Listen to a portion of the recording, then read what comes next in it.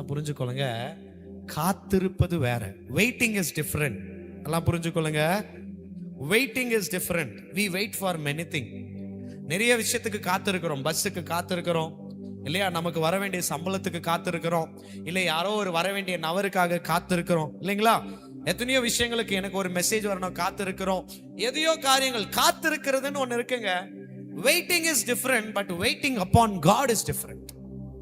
காத்திருப்பது என்பது வேற, ஆனா கர்த்தருக்காக காத்திருக்கிறது வேற.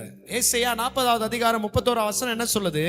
கர்த்தருக்கு காத்திருக்கிறவர்கள். ஐ அம் வெயிட்டிங் சொல்றோம். எங்க போய் வெயிட் பண்றோம்?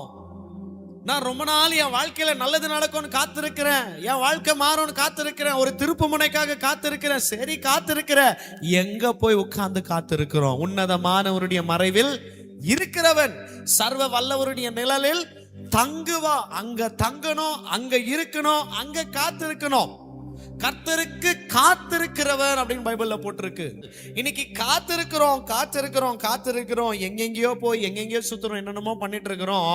ஆனா கர்த்தருக்குள் உட்கார்ந்து கர்த்தரிடத்துல காத்திருக்கிறது கிடையாது. அதனால தான் கர்த்தரிடத்துல இருந்து எனக்கு ஒரு பிளெஸிங்கோ இல்லை என்னுடைய வாழ்க்கையில திருப்பு முனையோ அற்புதம் இன்னைக்கு வரைக்கும் வருது கிடையாது.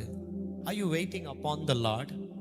வாழ்க்கை மாறணும்னு சொல்றோம், வாழ்க்கையில திருப்பு முனை வரணும்னு சொல்றோம், வாழ்க்கையில எல்லாமே சேஞ்ச் ஆகணும்னு சொல்றோம், வாழ்க்கை எல்லாத்தையும் திருப்பி கொள்ளணும்னு சொல்றோம். But are we waiting upon God?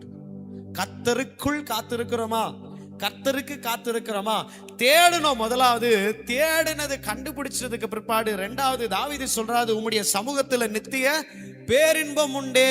உம்முடைய சமூகத்துல அவ்வளோ ஒரு சந்தோஷம் இருக்கு. ஏன்னா அங்க வந்துட்டேன்னா எனக்கு கண்டிப்பா ஒரு ஆலோசனை கிடைச்சிடும், என் பிரச்சனைக்கு ஒரு தீர்வு கிடைச்சிடும். ரெண்டாவது ஆண்டவருடைய சமூகத்துல தரித்திருந்து அவருக்காக காத்திருக்கணும், வெயிட் பண்ணணும். கர்த்தருக்குள் காத்திருக்கிற நேரத்துல நல்லா புரிந்து கொள்ளுங்க, காத்திருக்கிறவர்கள் இடற மாட்டாங்க, காத்திருக்கிறவர்கள் பெற்றுக்கொள்ளாம போக மாட்டாங்க, காத்திருக்கிறவர்கள் அவசரப்பட மாட்டாங்க, காத்திருக்கிறவர்கள் பொறுமையா காத்திருப்பாங்க. கண்டிப்பா அவர் எனக்கு பதில் கொடுப்பார். அதுக்கு ஒரு பெரிய எக்ஸாம்பிள் அன்னாள். ஆண்டவருடைய சமூகத்துல போய் தரித்திருந்து காத்திருந்து ஆண்டவர் இடத்துல என்ன பண்றாங்க? முறையிடுறாங்க. முறையிட்டபடினால் ஆண்டவர்கிட்ட இருந்து ஒரு என்ன வருதுங்க? ஆலோசனையும் வருகிறது. ஆண்டவரிடத்துல இருந்து என்ன பண்றது? ஒரு பெரிய வாக்குத்தத்தமும் வருகிறது. நீங்கள் ஒன்றைக்கும் கவலைப்படாமல் எல்லாவற்றை குறித்தும் ஸ்தோத்திரத்தோடும் ஜெபத்தோடும் என்ன பண்ணுங்க? கர்த்தருக்கு சொல்லுங்க சத்தமா, தெரியப்படுத்துங்க. present your request before God. அதுக்கு அடுத்த வசனம் என்ன தெரியுமா சொல்லுங்க?